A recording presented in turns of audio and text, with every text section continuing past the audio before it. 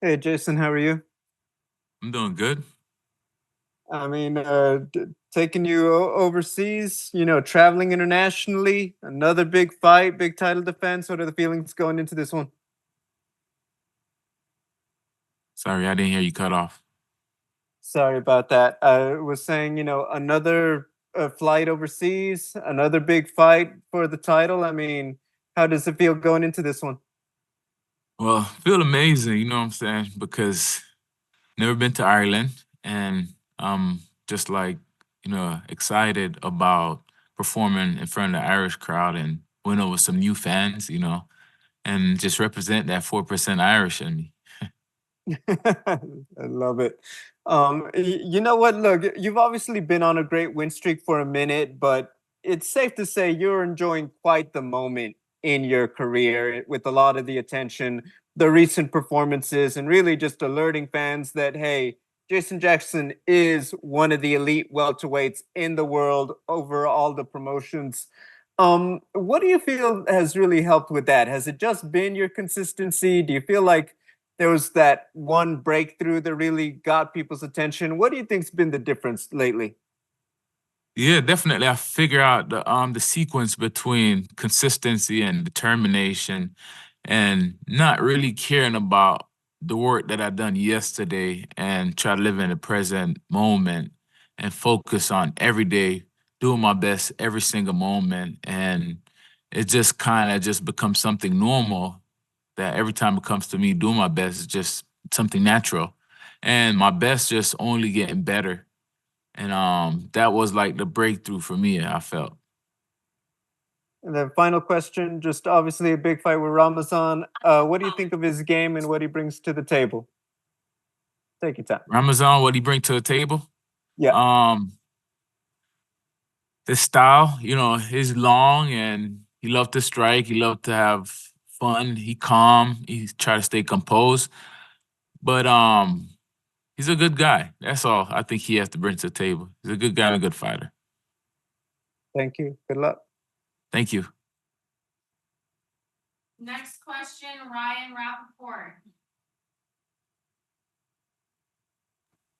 Hey, Jason. I know that you've been always flexing your entrepreneur muscles with your side hustle. Just curious, man, are you still climbing up those trees given your how active you've been and the success you're having? Every single chance I get, I go up them trees. For sure. Got to get some coconuts. I love coconuts. And man, you've been keeping really active here over the last several months. What have you been attributing to being able to keep getting in there so much and staying so healthy? Fact that I felt like I was a little behind, especially waiting for the title fight. I spent like 60 months just not fighting because I felt like I was deserving of a title shot and had to wait for Yaroslav to go to war and then come back and all this other stuff. So that kind of like I'm trying to make up for those lost time. That's damn near 2 years.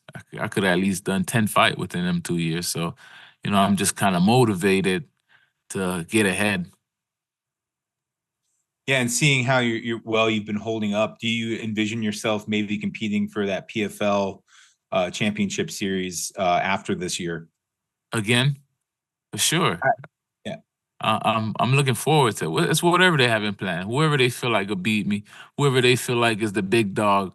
I'm just here to always test myself and always prove myself right that I have what it takes to be the best and beat the best in the world. Great. Thank you, champ. Thank you. Next question, Mike Pendleton. Jason, thanks for the time. In MMA, so often they want to say, a fighter has to complete the story. They have to complete their legacy. And that usually means they have to win a world title. You just mentioned you felt like you were a little bit late.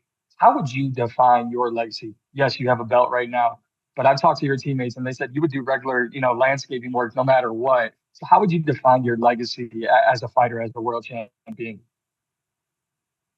Um, I would describe my legacy or passion, determination, and inspiring. I try to inspire everybody, not just athlete, even regular people that have regular job. And I just want to motivate and touch the world with my story and, connect to people who don't have motivation to continue on life.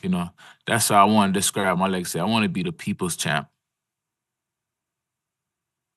I love that. And on that note, why is that important to you, right? Because so often, like I said, fighters want the belt, they want the great record on their resume, all of that. But for you, connecting with everyday people matters just as much. Why is it so important to you? Because of my upbringing, I came from nothing.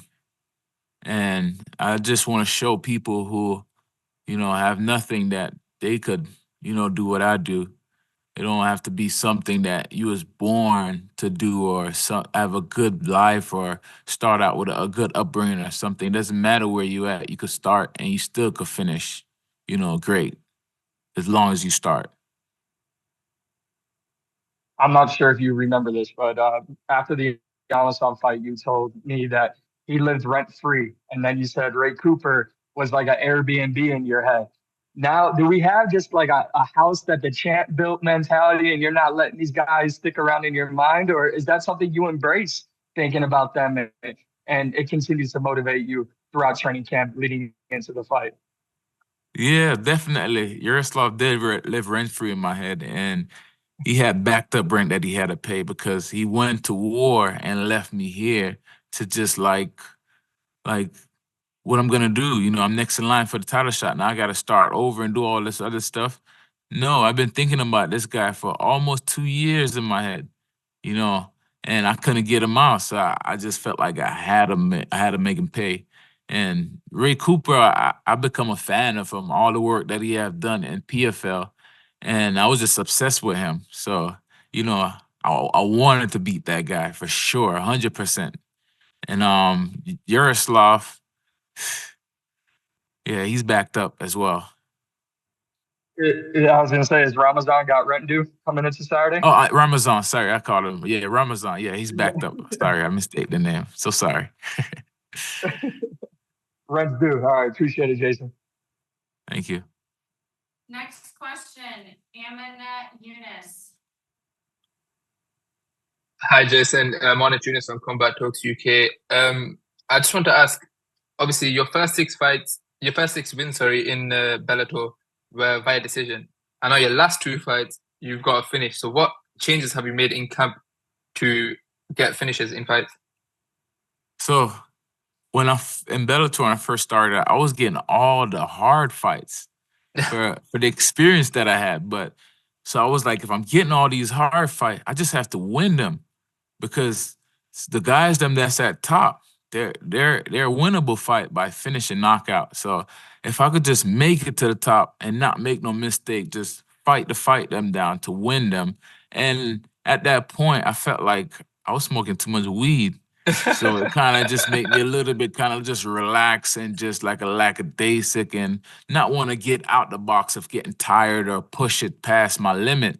So as soon as I figured that combination and stopped smoking weed, went 1 year straight, and I fought Douglas Lima, and he kept kicking my leg, and I didn't get tired. I didn't break. I didn't give in or anything. So after the fight, I knew I won the fight because I needed to win the fight. After I win, I was like, man, I could do better. I could push better. I just need to believe and stop smoking. And then it's just, kind of translate into my fight. Yes. Obviously, we're here in Dublin. You're there in Dublin. Lots of Dublin fighters, a lot of Irish fighters on the card. For you, would it be a dream for you to bring Bellator and fight and defend your title in Jamaica? Ooh, man, I get goosebumps when you said that. I've been begging for that for sure. I want to bring the MMA to Jamaica for sure. I want to be one of the first fighters to actually do it. So I'm hoping that PFL and Bellator is listening to this. Speaking of PFL and Bellator, obviously you fought on PFL's card against Ray Cooper. How different has it been in the old regime with Scott Coker and now the new regime with the merger between PFL and Bellator? I definitely I love my new bosses in PFL. You know, they so welcoming. You know, they they're very like friendly. You know, I'm not talking nothing on Scott Coker, but you know, I feel like they're more involved whenever Yeah. you know I talk to them, I have a conversation with them. They just like they normal people to me. Mm. Okay, that's good. One last one from me. Another fighter from Jamaica, world champion Leon Edwards, fighting Belal Muhammad next month. What do you think about that fight? And maybe down the line one day you could do some cross brand promotion fight in Jamaica, both champions against each other. What do you think about that? I didn't think nothing of it yet, but you know, like I said, Belar, my friend, so you know, I'm rooting for him and Okay. everything that he's going through with the Palestine and everybody Yeah. over there. You know, I definitely wish him all the best of success on his journey. And like I said, whoever I fight, if a time come, you know, the only time could tell if it come for me to fight somebody of that caliber down there from that promotion, then hey, so be it. I'm gonna have fun just like I'm doing right now. Just thank you so much. Good luck as well. Thank you. Yeah. Last question goes to Anik. Jason, you, Impa, and Delano have such a wholesome friendship, right? But tell me the funniest story you have of you three. Oh, damn, it's so much. It's just hard to choose from. But one of them that I can remember was when Postman was getting ready for the PFL championship, and we started putting that Burner Boy on, and we was just in the hotel just tearing up the furniture, getting on top of the furniture, dancing, doing all over the place, just having a good time. Those are like good moments, you know, when we in the gym dancing and just, you know, having a good time, you know. So, you know, definitely. Hey, thank you. Shout out Burna Boy. Yeah, always.